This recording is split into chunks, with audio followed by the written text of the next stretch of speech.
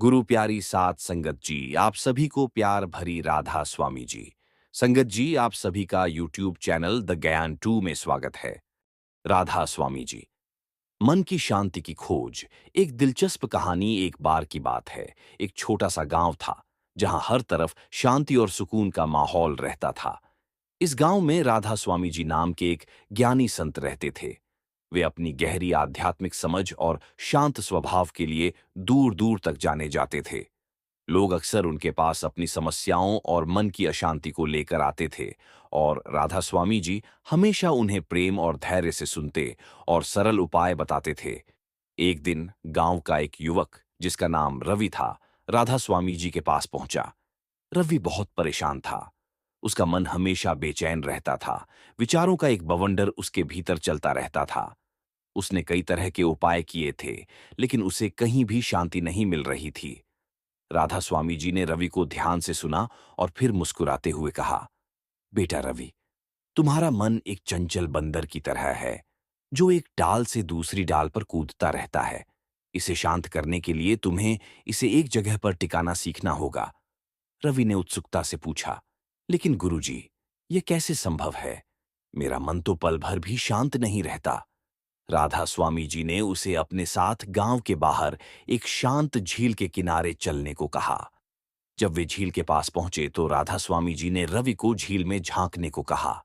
झील का पानी बिल्कुल शांत था और उसमें आसपास के पेड़ पौधों का स्पष्ट प्रतिबिंब दिखाई दे रहा था। फिर राधा स्वामी जी ने एक छोटा सा पत्थर उठाया और उसे झील में फेंक दिया।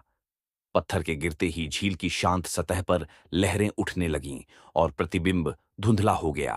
राधा स्वामी जी ने रवि से कहा, देखो रवि, जब तक यह पानी शांत था, तुम सब कुछ स्पष्ट रूप से देख पा रहे थे, लेकिन जैसे ही इसमें हलचल हुई, सब कुछ धुंधला हो गया।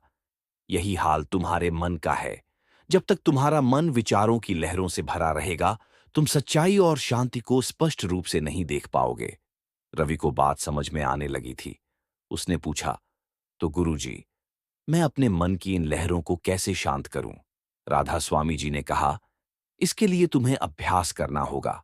हर रोज कुछ समय के लिए शांत जगह पर बैठो और अपनी सांसों पर ध्यान दो। जब कोई विचार आए तो उसे आने दो और जाने दो, बिना उसमें उलझे। धीरे धीरे तुम्हारा मन शांत होने लगेगा। रवि ने राधा स्वामी जी की बात मानी और हर रोज सुबह और शाम को कुछ देर के लिए ध्यान करने लगा। शुरू में उसे बहुत मुश्किल हुई। उसका मन तरह तरह के विचारों से भर जाता था और उसे बैठने में भी परेशानी होती थी।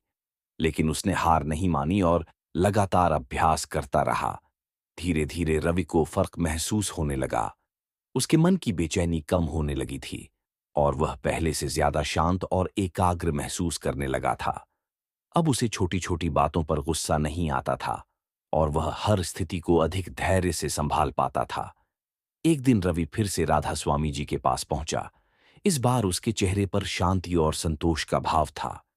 उसने राधा स्वामी जी के चरणों में झुककर कहा, गुरुजी, आपकी कृपा से अब मेरा मन पहले से बहुत शांत रहता है। अब मैं अपने विचारों को बेहतर ढंग से नियंत्रित कर पाता हूं। राधा स्वामी जी ने मुस्कुराते हुए कहा, बेटा रवि, यह तुम्हारी मेहनत और लगन का फल है। मन को शांत करना एक सतत प्रक्रिया है। तुम्हें हमेशा जागरूक रहना होगा और अभ्यास करते रहना होगा। इस कहानी से हमें यह सीख मिलती है कि मन की शांति कोई बाहरी चीज नहीं है जिसे हम कहीं से प्राप्त कर सकते हैं।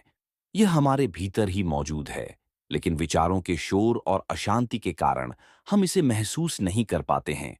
नियमित अभ्यास, धैर्य और जागरूकता के माध्यम से हम अपने मन को शांत कर सकते हैं और सच्ची शांति का अनुभव कर सकते हैं, जैसा कि रवि ने राधा स्वामी जी के मार्गदर्शन में किया।